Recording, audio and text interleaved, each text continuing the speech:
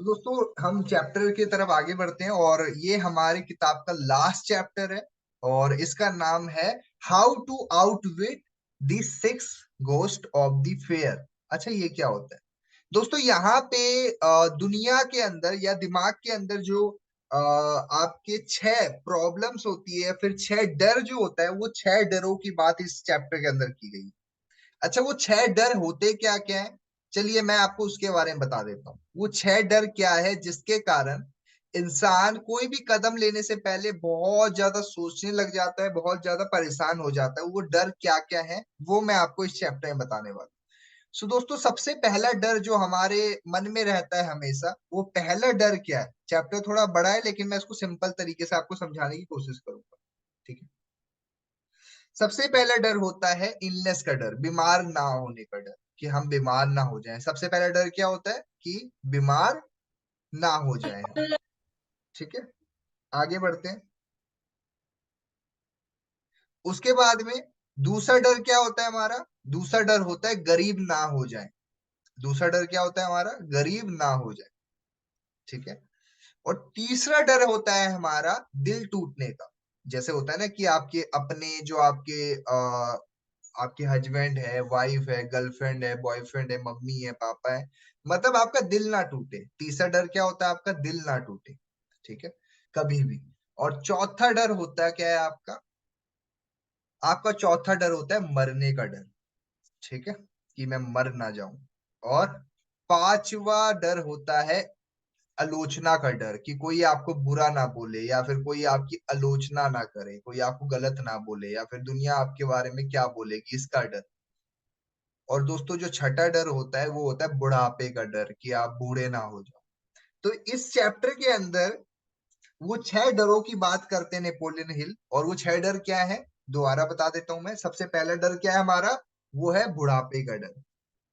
दूसरा डर क्या है? आलोचना का डर। तीसरा डर क्या है हमारा? मौत आने का डर। चौथा डर क्या है हमारा?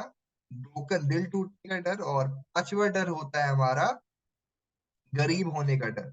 और छठा डर क्या होता है हमारा? इलनेस का, बीमार होने का डर। सो दोस्तों, ये छह डर होते हैं हमारे मन के अंदर, जिस कारण इंसान टेंशन में रहता है या कोई भी कदम लेने से पहले बहुत बारी 36 बारी सोचता रहता है। यहाँ पे नेपोलियन हिल सर ने बताया है कि अगर जो इंसान इन छह डरों पर काबू पा लेता है या कंट्रोल पा लेता है, वो इंसान कभी भी किसी भी जिंदगी की दिक्कतों में नहीं फंसेगा। आपका ब्रेन हमेशा एक्सक्यूज देगा, लेकिन आपकी विल पावर को उसको रिमूव करना होगा। आपका जो ब्रेन है, आपका जो कॉन्शियस माइंड है, वो हमेशा आपकी लाइफ में आपको रोकेगा कि ये मत करो, वो मत करो, ये नहीं होगा तुमसे, ये नहीं होगा, ये नहीं कर पाओगे तुम, तुम्हारे बस की नहीं है, ये नहीं हो सकता तुम्हारे से।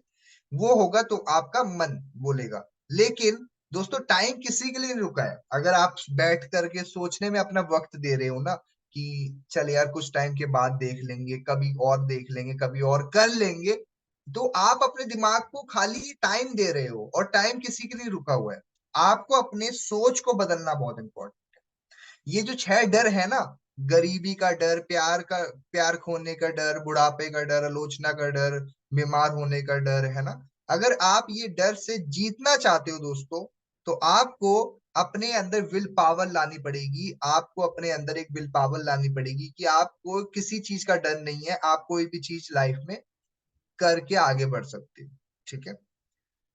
ये छह बेसिक डर के बारे में बताया गया है। और यहाँ पे नेपोलियन हिल ने तीन एनिमीज के बारे में बताया। एनिमी का मतलब होता है दुश्मनों के बारे में बताया। सबसे पहला दुश्मन होता है हमारा इनडिसीजन। इनडिसीजन क्या होता है? इनडिसीजन का मतलब होता है प्रोकास्टिनेशन करना। प्रोकास्टिनेशन का मतलब क्या है? कि मैं कल करूंगा, मैं अब करूंगा, अभी नहीं करूंगा, अभी मन नहीं कर रहा है मेरा, अभी मैं बाद में बात करूंगा। इसको कहते हैं इनडिसीजन। मतलब आप किसी चीज की डिसीजन नहीं ले रहे हो। ये सबसे पहला दुश्मन है आपका, इसको ठीक करना पड़ेगा। दूसरा दूसरा डर है, दूसरा दुश्मन है आपका डाउट। दोस्तों, जो डाउट होता है ना, वो सबसे बड़ा दुश्मन है आपका। अगर आप अपने दिमाग में कोई सवाल लेके चल रहे हो या कोई अपने डाउट लेके चल रहे हो, तो क्या होगा? फिर भी आप लोग कभी कामयाब होने के पीछे आगे काम नहीं करोगे। तो इसको, जो डाउट आपके मन में है ना, उसको निकालना पड़ेगा दिमाग से। वो डाउट किसी भी चीज का हो सकता है, लोगों के सामने बात कर पाऊंगा नहीं कर पाऊंगा, लोग क्या बोलेंगे, मेरे से होगा कि नहीं होगा, ये जो डाउट है ना आपके मन में, इसको अपने आप से दूर करना होगा। तीसरा क्या है दुश्मन आपका, वो है फेयर। फेयर के 6 फेयर क्या होते हैं वो मैंने बता दिया आपको। पॉवर्टी, क्रिटिसिज्म, इल हेल्थ और loss something love, old age, dead. ये 6 हमारे फेयर्स होते हैं जिस कारण इंसान आगे ग्रोथ लेने से पहले या फिर आगे बढ़ने से पहले सोचता रहता है। आगे बढ़ते हैं। नेक्स्ट पॉइंट है एब्सोल्युटली कंट्रोल। दोस्तों, फेयर्स को कंट्रोल करना आना चाहिए।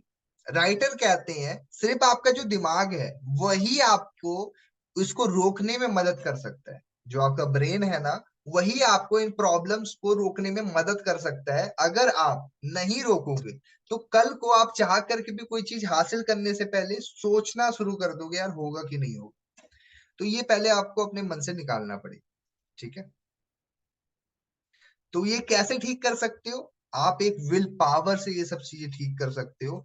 और आपको अपने पॉजिटिव इन्फ्लुएंसर रखने पड़ेंगे अपने आसपास में, पॉजिटिव लोगों के बीच में अपने आप को रखना पड़ेगा, पॉजिटिव लोगों की वीडियोस देखनी होगी, पॉजिटिव सॉन्ग सुनने होंगे, पॉजिटिव बातें मुंह से निकालनी पड़ेगी, हमेशा मन में पॉजिटिव सोचना होगा, हमेशा हर परिस्थिति में अपने आप को एक अच्छा इंसान सोचना होगा, ताकि आपको घबराने की कोई टेंशन ना हो। चलो मैं आपको एक सिंपल एग्जांपल समझाऊं। मान लो एक इंसान है रामू नाम का। रामू क्या कर रहा है, रामू के मन में टेंशन चल रही है, यार मेरे पास पैसे नहीं है। अब रामू टेंशन में रहता है हमेशा, पैसे नहीं है, पैसे नहीं है, पैसे नहीं है। अब वो पैसे नहीं है, वो उसके मन का डर बैठ गया। अब समझ पा रहे हो आप? अब रामू चाह करके भी वो अपने आप को मोटिवेट नहीं कर रहा है। क्यों नहीं कर रहा है? क्योंकि उसके मन में एक डर बैठ चुका है कि पैसे नहीं है। लेकिन वहीं पे सामू से जब उसकी बात होती है, सामू उसको समझाता है कि उसको बोलता है कि तू चिंता मत कर, मुझे पता है तू कुछ ना कुछ करेगा और आगे आने वाले वक्त में बहुत आगे बढ़ेगा। और उसको एक विल पावर देता है। रामू को कहता है कि तू भाई ये सब मत सोच कि पैसा नहीं, ये सब होना तेरा डर बैठ जाएगा, तू कोशिश करेगा, सब पॉसिबल है। ठीक है दोस्तों, ये विल पावर ही होती है जो आपको आगे बढ़ाती है। और मैंने किसी बॉक्सर है, मुझे उनका नाम याद नहीं आ रहा है, माइक टाइसन या फिर मोहम्मद अली, पता नहीं है। आपको अगर पता हो तो मुझे करेक्ट करना, लेकिन बहुत अच्छी लाइन बोली उन्होंने।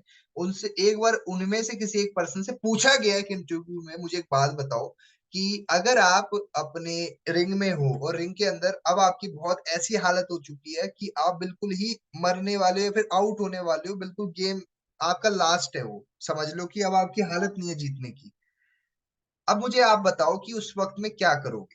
क्या स्किल्स उस टाइम पे स्किल्स आपकी काम आएगी या विल पावर काम आएगी? तो वो बहुत अच्छी एक बात बोलते हैं, वो कहते हैं कि विल पावर मेरी काम में आएगी। तो इंटरव्यूअर बोलते हैं कि विल पावर कैसे काम आएगी? तो वो बोलते हैं कि विल पावर इसलिए काम में आएगी क्योंकि स्किल्स से तो मैं जितना खेल सकता था खेला, और उस हिसाब से मैं बैठ चुका हूँ। और अगर मेरे अंदर विल पावर नहीं होगी, मैं दोबारा उठ के एक पंच नहीं मारूंगा या फिर उठ के नहीं जाऊंगा, वो विल पावर होनी बहुत इंपॉर्टेंट है। समझ रहे हो दोस्तों? तो इसके लिए आपके अंदर एक विल पावर होनी बहुत आवश्यक है। सो दोस्तों, मेरी उम्मीद है आपको नेपोलियन हिल के इस चैप्टर से काफी कुछ समझ में आया होगा। मैं आपको पहले ही बता देता हूँ, मैंने जो भी आपको अभी चैप्टर्स को एक्सप्लेन किया है वो सिर्फ मैंने आपको एक सार बताया है चैप्टर्स का, और कुछ बेसिक पॉइंट्स, बुलेट पॉइंट्स बता दिए हैं चैप्टर को समराइज करने के लिए। और मेरे साइड से आपको बस यही सजेशन होगा कि आप इस किताब को खुद से दोबारा से पढ़ो। हिंदी में भी अवेलेबल है, ये इंग्लिश में भी अवेलेबल है। आप इस किताब को दोबारा से रीड करो। दोबारा से पढ़ोगे तो उससे होगा कि आपको काफी कुछ सीखने को मिलेगा। मैं दोबारा बता देता हूँ, ये किताब ऐसे ही नहीं किसी ने बना दी है। ये कम से कम 20 साल से ज्यादा की मेहनत है एक इंसान की। 500 से ज्यादा ऐसे लोगों की बातें इसमें डाली गई है जो मोस्ट सक्सेसफुल पर्सन है। और ये किताब अभी की नहीं लिखी है दोस्तों, 80 साल पुरानी किताब है ये। अगर मैं आज आपको 2024 में भी ये किताब बता रहा हूं तो सोच के देखो कि इस किताब में कितना दम होगा।